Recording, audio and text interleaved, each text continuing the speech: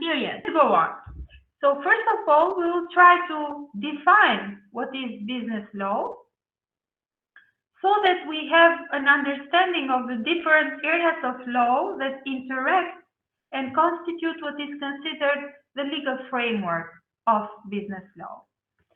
So the definition is that business law consists of all enforceable rules of conduct that govern the commercial relationships. So from this, we understand that it is very important for persons that work in the area of business to have a basic understanding of business law, because there is no market transaction that can occur outside the legal guidelines. Otherwise, there are legal consequences. So for every legal transaction that the business conducts, there is a legal consequence. So this is the difference between any relation we have in the society and the legal relations. So legal relationships, they have legal consequences. And in business law, no market transaction can occur outside the legal guidelines. Otherwise, there are legal consequences. So these legal consequences, they might be even criminal offenses, or they might be civil liability, okay, in terms like fines, court decisions that are enforceable. So we need to understand that nearly every area of the business is guided by legal regulations, and any business person will navigate and stay within the legal guidelines. Otherwise, he will face unwanted legal consequences. So all the contracts that the business enters into, all the employment decisions employing people regulated by employment law, the payment that is done to business suppliers are all protected and insured and enforceable by business law. So each of the areas of business, like the management, production, transportation, marketing, human resources management, research and development, and most importantly, accounting and finance, they are all and must all occur within the legal guidelines. Otherwise, the business will face unwanted legal consequences.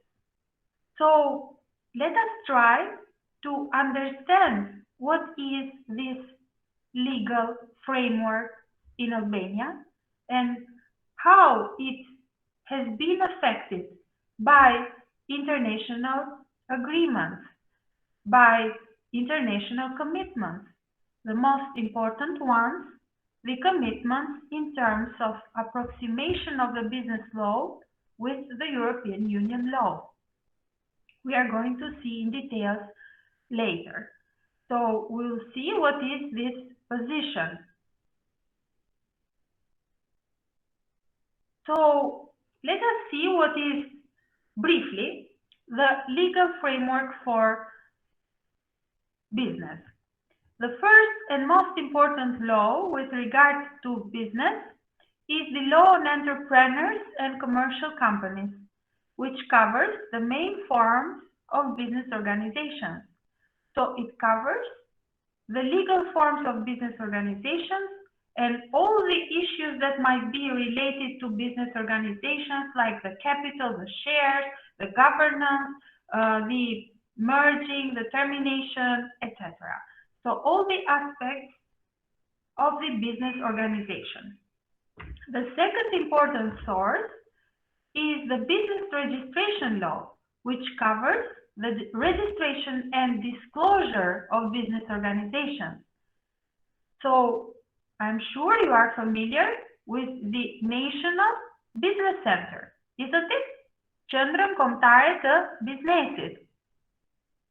So the law on business registration that we are going to see in detail later covers the registration of a business into the National registration center and what type of information the business organization must share with the public and what type of information it must share with the business registration center.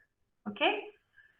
Apart from these two main laws that are considered as important, the law on entrepreneurs, Pranashqipësh ligjin mbi tregtarët dhe shoqëritë tregtare, and the law on business registration, we have other laws that cover different areas of business, like the law on securities, për tituj, the law on insolvency, ligji mbi falimentimit, we have the law on mergers and acquisitions, ligji mbi bashkimin e shoqërive tregtare dhe ndarjen e tyre, and we have other laws like on financial statements, and in the notes of the PowerPoint I try to cover everything.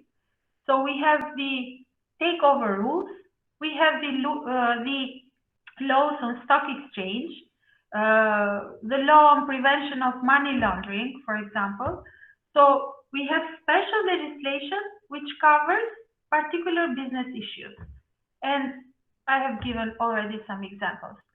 Apart from that, and please remember that the 3 points in this slide, the first 3 points, they are all legally binding, mandatory rules. I wanted to highlight this because later what follows are some soft law that serve as a guideline, respectively the Corporate Governance Code, Kodi I Qeverisjes së shoqërive tregtare. So the Corporate Governance Code is a type of soft law. What does it mean? It means that this is not legally binding, but it is a standard. So the companies must abide to the Corporate Governance Code, which lays down some standards for the governance of the company. When I explain later the crisis in the financial crisis of 2008, I will try to explain even the importance of the governance code. Okay, so I'll go back to the governance code and to its nature when we talk about that crisis. So this is generally the legal framework.